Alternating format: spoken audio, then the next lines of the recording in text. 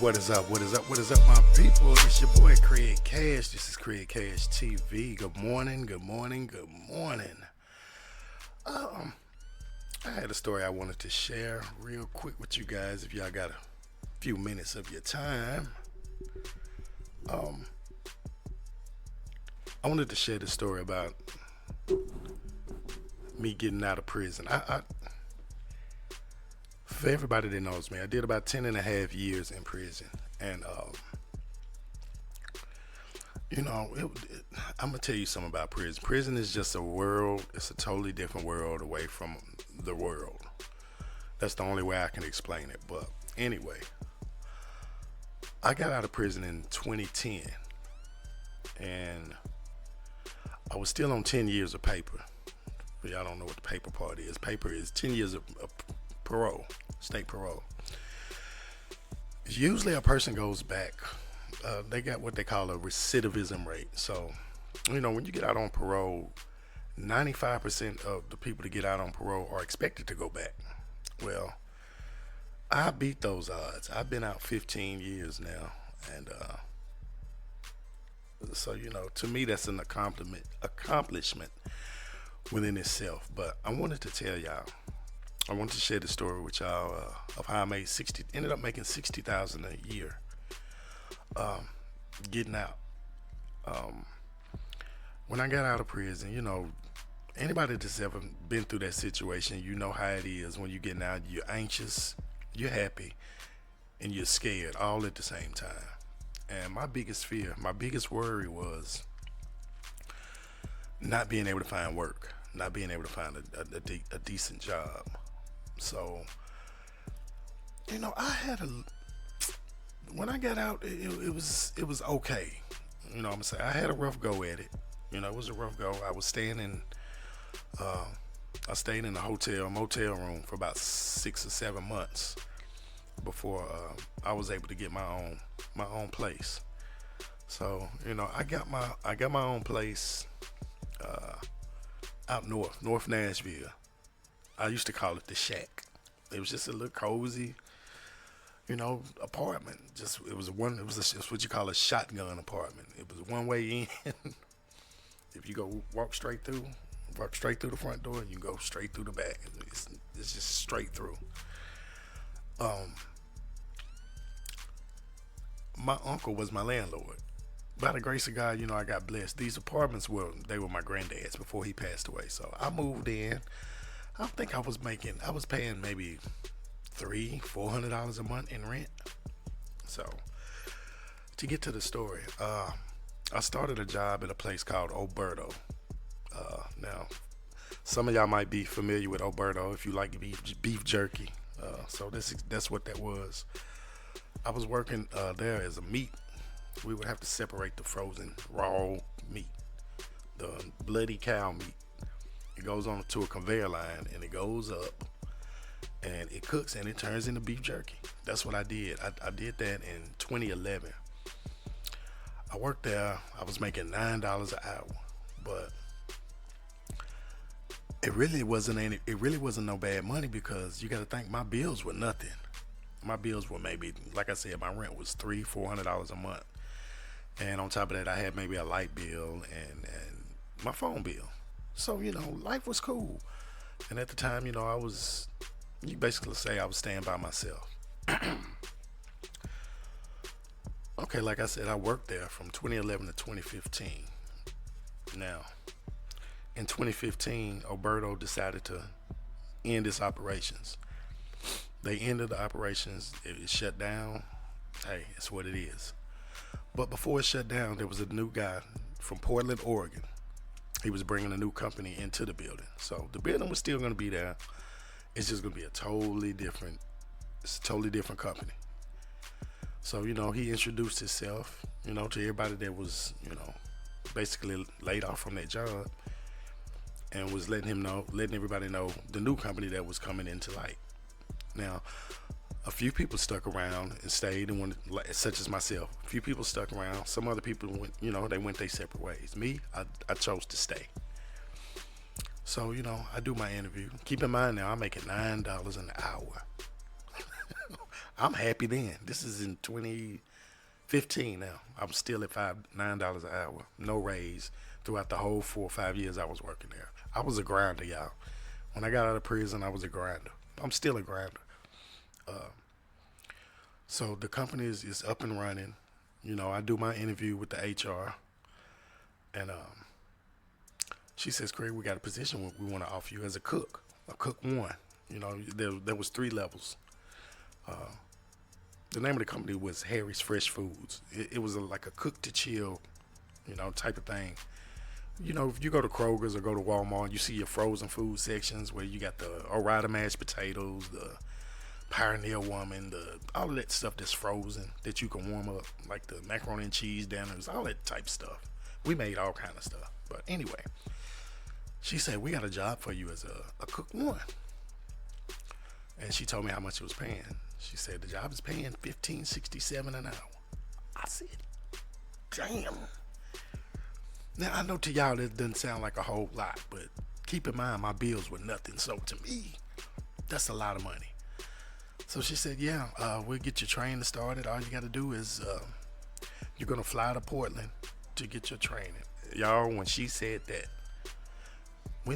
I had to get on that plane, that almost ruined my whole chances of everything that I had worked for, everything that I was about to get. Anybody that knows me knows I am terrified of planes. I hate flying. I don't like it. The only thing I enjoyed about flying was landing. That's it. But she said, yeah. So I flew. I did my training. And, I'm out of prison. I don't know nothing about per diems and, the company's putting you up in nice hotel rooms. And I know nothing about none of this. So I do my 2-week training in Portland. Nice city. It's a beautiful city, y'all. If you've never been, you should go. This was in the summer, so yeah, it was nice. I did my 2-week training. I come back. Everything is ramping up. They're getting all the new equipment in. We're learning the recipes. We're learning, the ins and outs. So we're learning the whole business, the whole 9 yards. So the owner, he came to me one day. This is once we got ramped up. We're cooking recipes. We're giving samples to the, to the upper management, letting them see how that we do know what we're doing here in Nashville. So he pulls me to the side and he says, Craig. I said, yes, sir.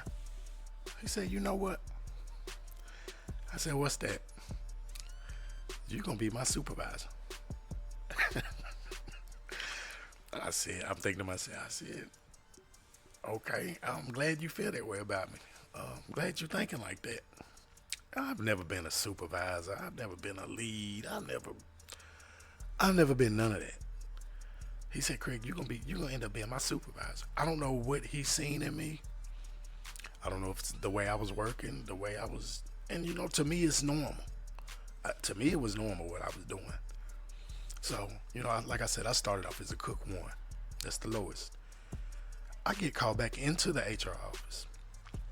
Mr. Lewis, I just wanted to let you, I'm thinking I'm in trouble. What did I do wrong? But I didn't do anything wrong.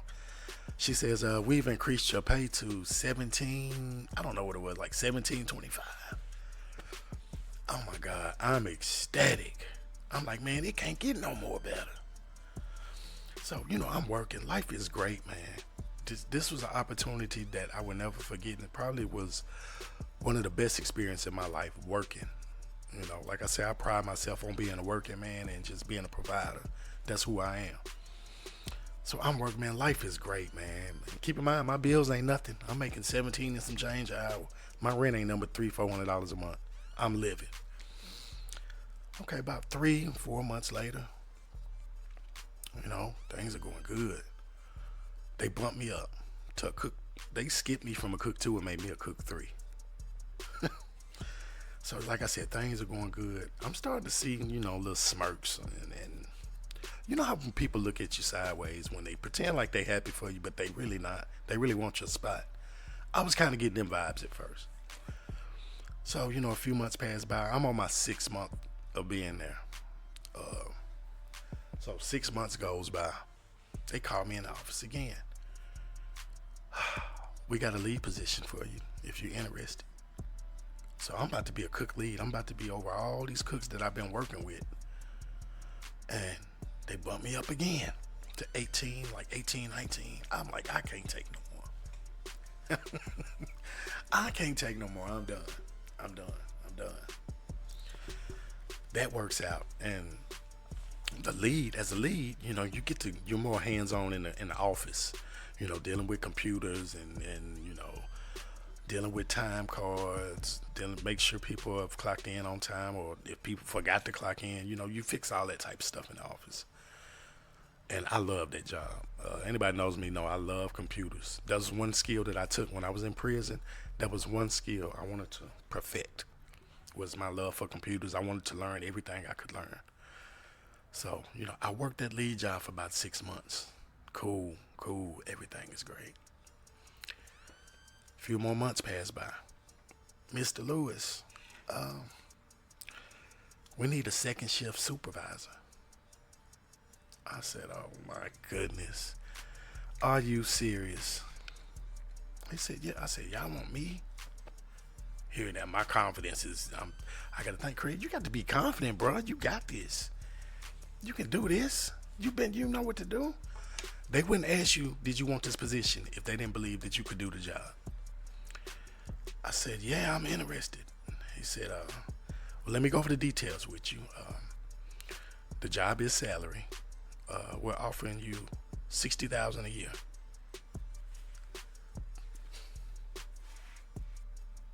Wow.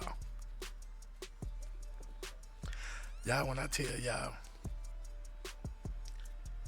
I couldn't have been no more happier in life. When he told me that, and when I finally got that position, I said, oh my gosh. I said, God, you are really working your magic with me right now. $60,000 a year, and I'm still staying at that place. I'm still staying in my little cozy shack. Y'all, when I tell you, y'all, that was the best experience in my life. I could not have been no more happy than I was that day. The only sad part about it was the company. That company stayed open for maybe, I want to say 3 years, a little bit over 3 years maybe. And I know why it shut down. It's the same thing every time. Upper management, they get to making mistakes and doing. There was a lot of foul things going on as far as upper management. The people on the floor, the workers, they started, feeling themselves. They wanting to deviate away from recipes and try to be fancy and show out for the upper management and do their own thing, not realizing y'all are destroying this company. And it ended on that note. But I say that to say this. It really let me know that, Craig, it don't matter what you look like. It don't matter what your past is. It don't matter what you've been through, man. You can get out here and you can get it. If somebody sees something in you, genuinely sees something in you, they just see it. And God just make it happen. It just works. And I wanted to share this video because I've been getting down on myself a lot lately because of my situation now. I've been laid off I've been laid off 6 months, and it's been too long. I didn't expect for it to be this long. I didn't expect to be here this long where I'm at. That was not the plan. But I wanted to do this video because, like I said, I've been beating myself up a lot lately. And I had to realize, Craig, man, you done been through worse, bro. You done been through a whole lot worse. And guess what? It's a whole lot more people in way worse situations than I am. So I should consider myself blessed. Being able to lay my head somewhere, being able to have food in my stomach, being able to see my kids every day. So just when I think life is kicking me in the ass, I have to do stuff like this and remind myself. And I don't know how many views this video is gonna get. I can't even be concerned with that right now. I just know that I keep grinding and I keep trying. And if one person sees this video and it was able to change something in their life, then it was worth me doing the video. But yeah, that was a great experience for me. It was probably one of the best experiences I would never, ever, ever forget. it's one of those things that just lasts with you for a lifetime. It's something worth sharing, and it's like a success story, basically. It's a success story for me. So, I wanted, like I said, I wanted to share this. So if it's anybody out there that's going through something, man, and you feel like just giving up and it ain't no hope on nothing, man, please do not think like that, because I've thought like that these past couple of weeks. Because, man, trying to find a job is rough. Being a worker man is rough. Trying to be a provider and be a good dad, be a good man, it's rough. It's hard. And I think a lot of us fellas, we don't get the credit we deserve. We don't. We get bashed so much, but hey, that's life. But I hope all of y'all are having a blessed, wonderful week starting. It's Tuesday. Got a few more days to go for the weekend. I wish y'all nothing but blessings, prosperity, abundance, happiness, peace, all of that. It's your boy Craig Cash. This is Craig Cash TV. Y'all stay blessed.